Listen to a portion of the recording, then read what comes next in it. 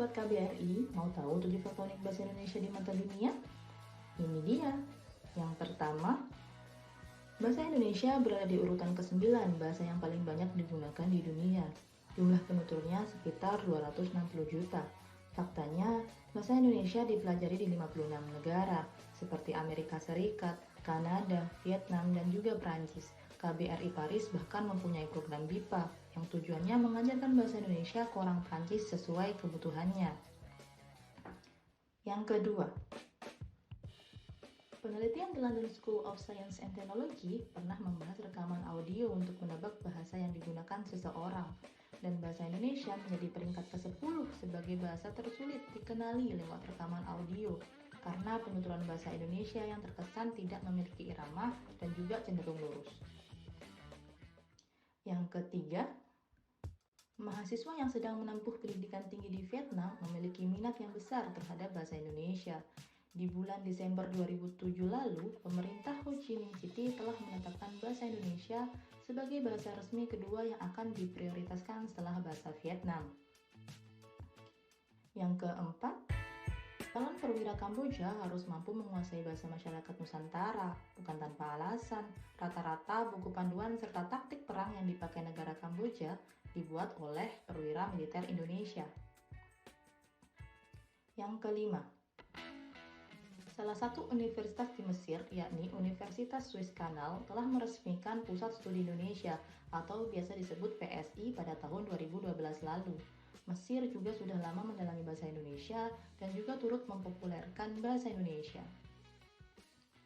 Yang keenam, NASA pernah mengirim piringan emas yang diberi nama piringan hitam satelit Voyager dengan pesawat luar angkasa. Di dalamnya ada 115 gambar dan berbagai suara seperti ombak, angin, petir, binatang, musik, budaya, dan 55 ucapan salam dari berbagai negara, termasuk dalam bahasa Indonesia. Yang ketujuh, The I Love You Wall atau Le Mur de Je t'aime pertama kali dibangun pada tahun 1936 oleh dua seniman Prancis, Frédéric Baron dan Claire Gitto. Pada awalnya mereka hanya mengumpulkan kata-kata cinta dari banyak orang di buku catatan menggunakan bahasa asli. Hasilnya, terkumpullah ratusan kata I love you atau aku cinta kamu dari berbagai negara, termasuk dalam bahasa Indonesia.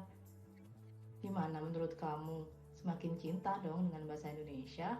Aku juga loh.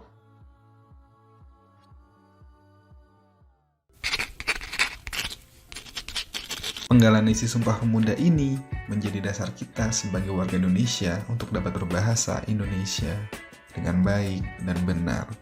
Bila dilihat ke belakang, ada banyak nyawa yang bertumpah. Ada pengorbanan luar biasa yang sudah menjadi sejarah demi bisa punya bahasa sendiri, bahasa Indonesia. Tapi terkadang kita malah malas mempelajarinya ya. Bisa jadi karena anggapan sudah menjadi bahasa ibu. Bahkan cara menulisnya pun terkadang masih salah. Misalnya, aktivitas atau aktivitas.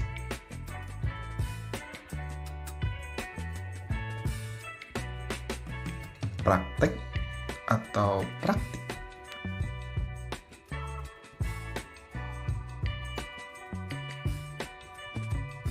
Analisa atau analisis.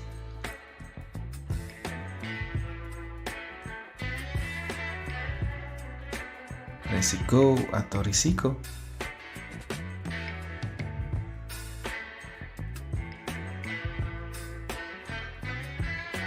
Izin atau izin.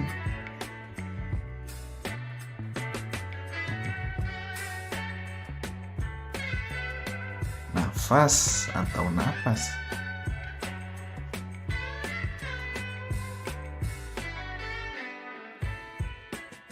Di mana atau di mana.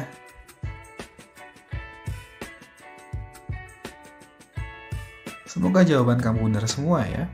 Kalau belum, ayo kita belajar bahasa Indonesia lagi.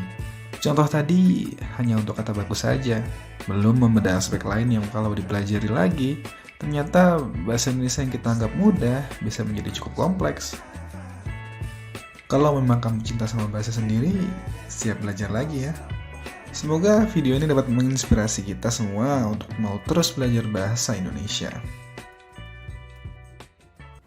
Assalamualaikum, Om Swastiastu, Namo Buddhaya, Salam Kebajikan. Nama saya Tasya dan saya warga negara Indonesia yang tinggal di Paris. Indonesiaku, negeri yang kaya akan budaya dan keanekaragaman. Tidak hanya keragaman suku, budaya, dan ras, tetapi juga keragaman bahasa yang tersebar di seantero Nusantara. Disinilah peran bahasa Indonesia sebagai bahasa pemersatu bangsa. Bahasa Indonesia lahir pada tanggal 28 Mei 1928 melalui perjuangan pendahulu bangsa.